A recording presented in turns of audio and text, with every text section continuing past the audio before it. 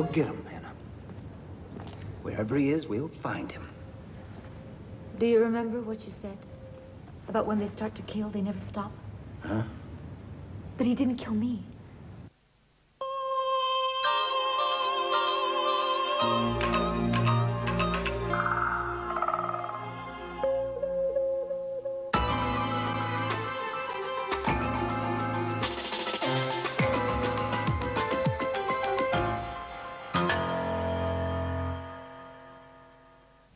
Bonsoir, début du procès de Dany Le Prince, aujourd'hui devant les assises de la Sarthe. Il est accusé d'avoir massacré il y a un peu plus de 3 ans son frère, sa belle-sœur et leurs 2 enfants. Une histoire de jalousie familiale. Isabelle Orlance. Dany Le Prince dispose de 8 jours pour convaincre la cour et les jurés de son innocence. Depuis 3 ans, il nie toute implication dans le massacre de Thorigny-sur-Dué. Pourtant, en septembre 1994, il avait avoué une partie des faits, les coups portés à son frère Christian, ce cadet qui avait réussi quand lui, Dany, se tuait au labeur et croulait sous les dettes. Aujourd'hui, tout Thorigny s'est déplacé pour voir l'enfant du pays et surtout essayer de comprendre, de percer le mystère d'un huis clos familial qui s'est dénoué à la feuille de boucher. Dany aurait tué les siens avec cette espèce de hachoir parce qu'il les jalousait.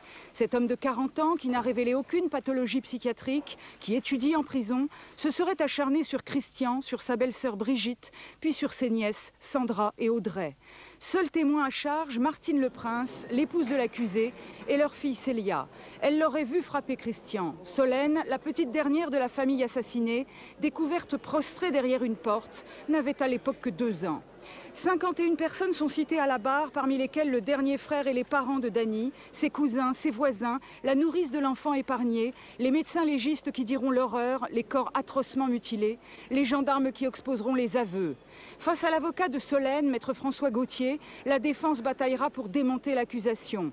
Maître Jean-Louis Pelletier insiste sur l'absence de preuves. Tout Thorigny espère que la vérité surgira de ce procès, pour peut-être commencer à oublier.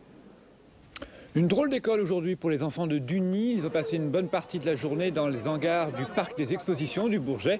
Comme près de 8000 habitants de cette commune de la banlieue parisienne, ils ont été évacués pour permettre en toute sécurité le désamorçage d'une bombe de 500 kg datant de la Seconde Guerre mondiale. Pour Lionel Jospin, le chômage va baisser l'an prochain. Dans une interview à paraître demain dans le journal Les Échos, le Premier ministre estime que le retour de la croissance et l'action de son gouvernement devraient jouer en faveur de l'emploi.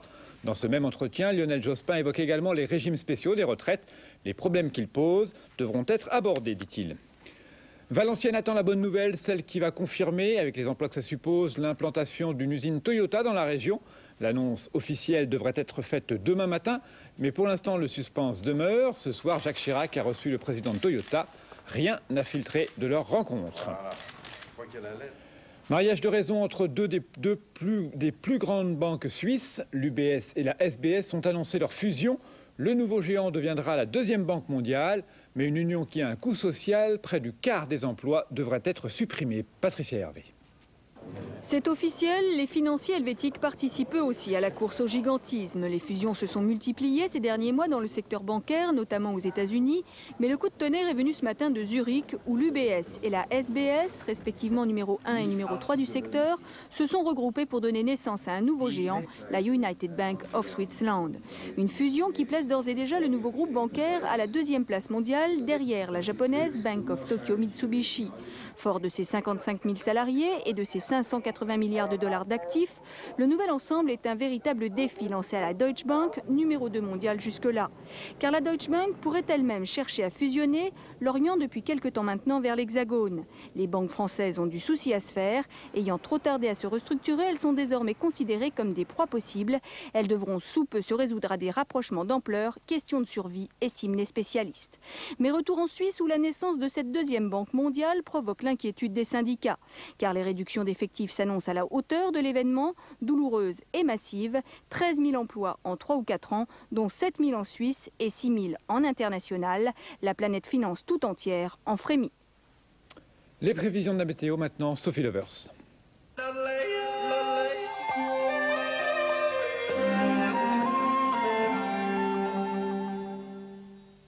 La météo avec votre parfumeur Conseil.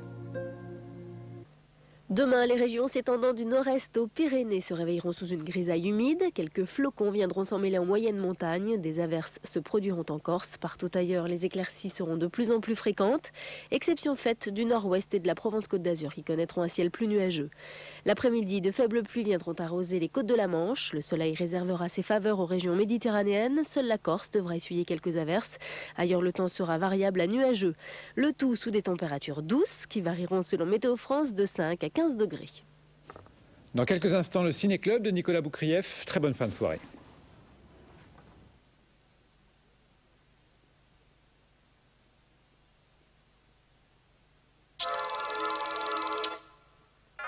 Les élections cantonales et régionales ont lieu l'an prochain. Si vous venez d'avoir 18 ans ou si vous avez déménagé, pour voter en 1998, vous devez vérifier que vous êtes bien inscrit sur les listes électorales. Pour cela, il suffit d'aller à la mairie avec une pièce d'identité et un justificatif de domicile, au plus tard le 31 décembre.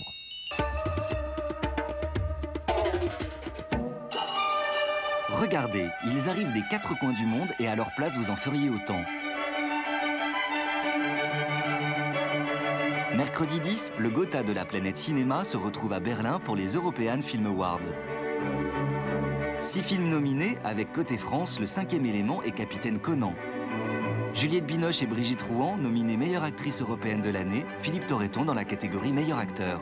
Au total, 750 invités, plus de 25 artistes en compétition, autrement dit, pas mal de beau monde.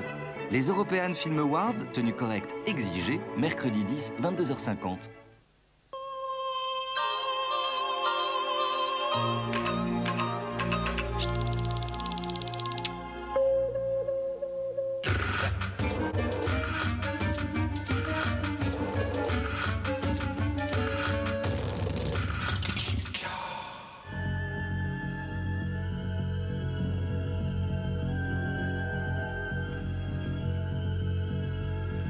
Je suis très heureux de vous présenter dans mon ciné-club ce soir Le Syndrome de Stendhal, un film inédit en salle. Parce qu'il marque le retour en force du grand maître de l'épouvante italienne, Dario Argento, après qu'il nous ait donné des œuvres plus ou moins inabouties, voire franchement mauvaises dans les années 80. C'est que plus encore que dans Les Frissons de l'Angoisse, Suspiria ou Inferno, quelques-unes de ses réussites, Dario Argento, avec Le Syndrome de Stendhal, met totalement l'outil cinématographique au service de ses fantasmes. Un peu comme le fait David Lynch aux États-Unis, par exemple. Des fantasmes, en ce qui concerne Argento, ultra violents, voire carrément sadiques. Je tiens d'ailleurs à vous prévenir que le film est très brutal, son plus brutal selon Argento lui-même. D'autant que le rôle principal est tenu par la fiévreuse Asia Argento, la propre fille du cinéaste. Et quand on voit dans quel genre de scène il se plaît à l'imaginer, ça rajoute évidemment au trouble. Alors bon, le film a une petite faiblesse dans sa narration au bout d'une heure, ce qu'on lui pardonne aisément au vu de sa totale originalité et de sa dernière image à l'impact quasiment pornographique. Et puis, en ces temps où le cinéma fantastique est quasiment moribond, en tout cas franchement vulgaire, Le Syndrome de Stendhal est aussi une réflexion sur l'impact des images. Et ça, ce n'est pas rien. Ça veut dire qu'il y a encore des auteurs qui travaillent dans le fantastique pour essayer de renouveler le genre. Alors voilà, je ne vais pas vous révéler le mystère de ce film, qui se dévoile au fur et à mesure de sa narration, et je vais vous laisser plonger dans les visions de Dario Argento. Vous verrez, on n'en sort pas indifférent. Bon film, bon cauchemar.